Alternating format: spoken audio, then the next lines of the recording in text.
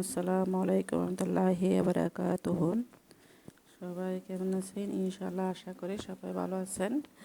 আমি আজকেও একটা ছোট ব্লগ নিয়ে আসছি আপনাদের জন্য। আপনারা সবাই আমার ব্লগ দেখে সাবস্ক্রাইব করে পাশে থাকবেন ইনশাআল্লাহ। আজকে সারাদিন কী কাজ করতেছি সব নিয়ে আসছি আজকে সুন্দর একটা ব্লগ। আপনারা শেষ পর্যন্ত দেখতে থাকেন, দেখবেন ইনশাল্লাহ। ইনশাল্লাহ শেষে মজা আছে, আপনারা দেখতে থাকেন।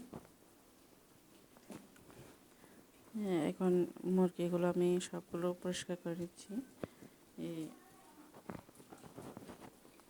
আসলে মুরগিগুলো এরকম 4 পিস করে আনলে পরিষ্কার করতে ভালো লাগে। তারপর আসলে এভাবে করে সহজে পরিষ্কার করে নেওয়া যায়।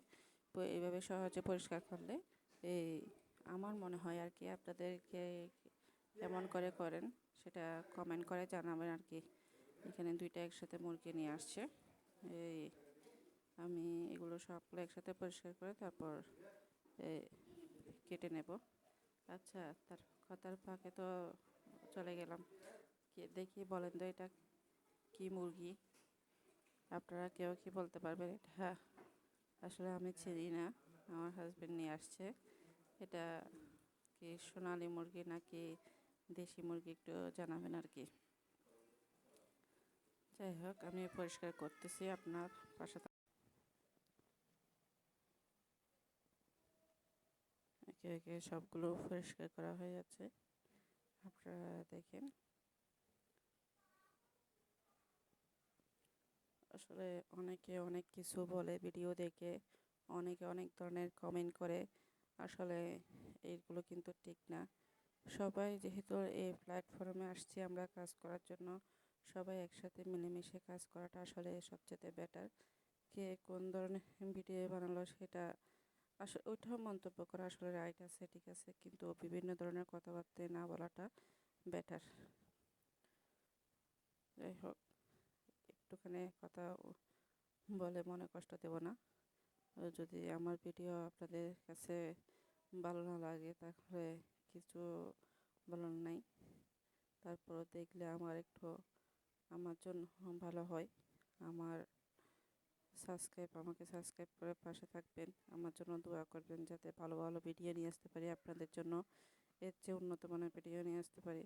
আসলে যা হয় আর কি, প্রথম প্রথম নতুন নতুন শুরু করলে যেরকম হয় ভিডিও বানানো, ভিডিও করা, লাইটিং সব কিছু অনেক কষ্ট হয়ে যায়, কারণ এখন আমি কোনো লাইটিং নেই, কিছু নেই। ওই জন্য এইভাবে ভিডিও বানাই। দেখেন, এখন দেখতে পারবেন আপনারা কি মুরগি, সহজে চিনতে পারবেন এটা। আমি পাগুলো আলাদা করে নিয়েছি, যেহেতু এগুলো আমি খাই না। পা আর কলিজা আলাদা করে নিয়ে নিয়েছি। ওগুলো আসলে একসাথে অনেকগুলো জামাইয়ে গরিবদেরকে দিয়ে দেওয়া হয় আর কি। কেউ আসলে চাইলে দিয়ে দেওয়া হয় আর কি। 4-5 কেজি মতন করে একসাথে জমাই আর কি, কারণ যেহেতু এই পা আর গিলাটা আমরা খাই না ওখানে, তারপর ঘাড় ওগুলো আর কি। এখন সবগুলো কেটে নিচ্ছি পিস পিস করে, এভাবে করে কেটে সবগুলো একসাথে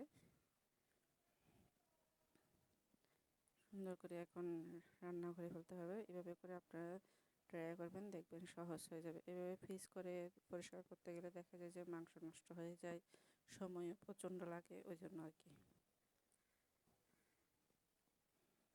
যাই হোক, আপনারা আমার জন্য সবসময় দোয়া করবেন। কোনো ভুল ত্রুটি হয়ে থাকলে ক্ষমার দৃষ্টিকে দেখবেন, যেহেতু আপনাদের ছোটো বোন হিসাবে দেখবেন আর কি। এবার আমি রান্না করে ফেলতেছি এগুলো খুব কম তেল দিয়ে। আসলে রান্না করাটা আমি সবসময় এরকম কম তেল দিয়ে খাই, আপনারা কীরকম খান জানাবেন আর কি। লাইক কমেন্ট করে সাবস্ক্রাইব করে পাশে থাকবেন।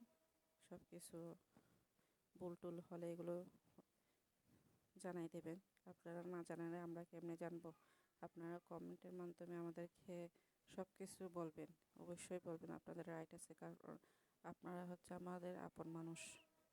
এবার সকালের নাস্তাটাও শেয়ার করতেছি, যে সকালের নাস্তাটা করে ফেলতেছি। রান্নাটা আগে আগে করে ফেলছি, যেহেতু বাচ্চারা স্কুলে ছিল সেজন্য আমি আগে রান্না করে এখন রান্না খাচ্ছি, নাস্তা নিচ্ছি খাওয়ার জন্য। এই যে এখন নাস্তা করে ফেলতেছি আর কি, কলিজা বড়া দিয়ে পরোটা। আসসালামু আলাইকুম, আপনারা দেখতে থাকেন, আমার জন্য পাশে থেকে দোয়া করবেন, সাবস্ক্রাইব করে দেবেন, ভিডিও ভালো লাগলে পাশের বেল আইকনটা বাজিয়ে দেবেন।